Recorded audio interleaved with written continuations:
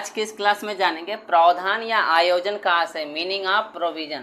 ठीक है, प्रावधान क्या होता है या आयोजन क्या होता है या प्रोविजन क्या होता है, इसके बारे में जानेंगे।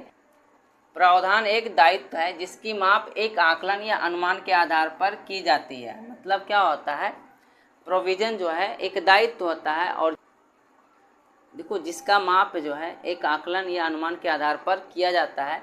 और प्रावधान की मान्यता तब होती है जब किसी संस्था में पिछली किसी घटना के परिणाम स्वरूप वर्तमान में दायित्व उत्पन्न होता है। ठीक, जब किसी पिछली घटना के परिणाम स्वरूप वर्तमान समय में प्रेजेंट टाइम पे ठीक है व्यवसाय के लिए दायित्व उत्पन्न होता है, तब प्रोविजन किया जाता है या प्रावधान किया जाता है। और यह भी निश्चित है कि उस दायित्व के निपटान में आर्थिक लाभ के रूप में संस्था के संसाधनों का संभावित बहिर्वाह होगा। ठीक, और देखो और यह भी निश्चित होता है कि उस दायित्व को पूरा करने के लिए ठीक है आर्थिक लाभ के रूप में जो भी संस्था के संसाधन होते हैं ठीक है उसका संभावित बहिर्वाह होगा। और संभावित दायित्व का एक विश्वसनीय अनुमान लगाया जाता है और जितना अमाउंट पे करना है जो भी उसके दायित्व हैं उसका क्या करते हैं, अनुमान लगाते हैं।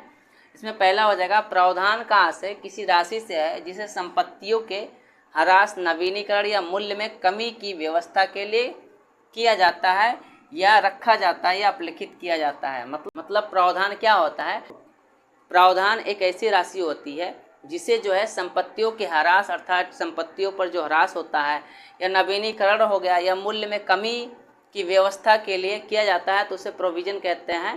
ठीक है, दूसरा पॉइंट कहता है प्रावधान का आशय ऐसी राशि से है जिसे किसी ऐसे दायित्व के लिए आयोजन के रूप में रखा जाता है। मतलब प्रावधान का आशय एक ऐसी दायित्व से है जिसकी राशि पर्याप्त शुद्धता के साथ निर्धारित नहीं की जा सकती है और जिसकी अमाउंट जो है मतलब सही तरीके से ज्ञात नहीं की जा सकती है। अब देखो प्रावधान का प्रयोग कहाँ होता है, तो प्रावधानों को प्रयोग केवल व्ययों के लिए किया जाना चाहिए। ठीक है, मतलब जो भी प्रोविजन बनाया जाता है उसका प्रयोग जो है जो भी खर्चे होते हैं उसके लिए करना चाहिए। और जिसके लिए प्रावधान को मूल रूप से बनाया गया है और जिसके लिए प्रावधान बनाया जाता है उसी में उसको यूज करना चाहिए। प्रावधान को भविष्य में व्यवसाय के संचालन से होने वाली हानियों के लिए मान्य नहीं होना चाहिए। और जो प्रोविजन होता है या प्रावधान होता है यदि भविष्य में कोई हानि हो जाती है तो उसके लिए इसका प्रयोग नहीं करना चाहिए। प्रावधान के संबंध में महत्वपूर्ण सूचना है।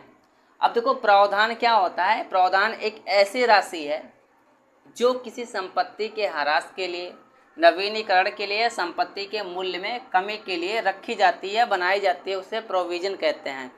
ठीक है, दूसरा नंबर हो जाएगा, प्रत्येक प्रावधान को लाभ हानि खाते के डेबिट पक्ष में लिखा जाता है।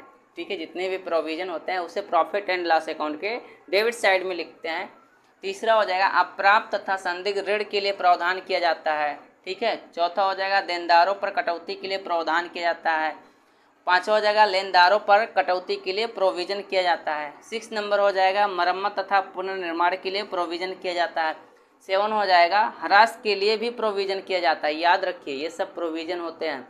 8 नंबर हो जाएगा, करों के लिए प्रावधान। ठीक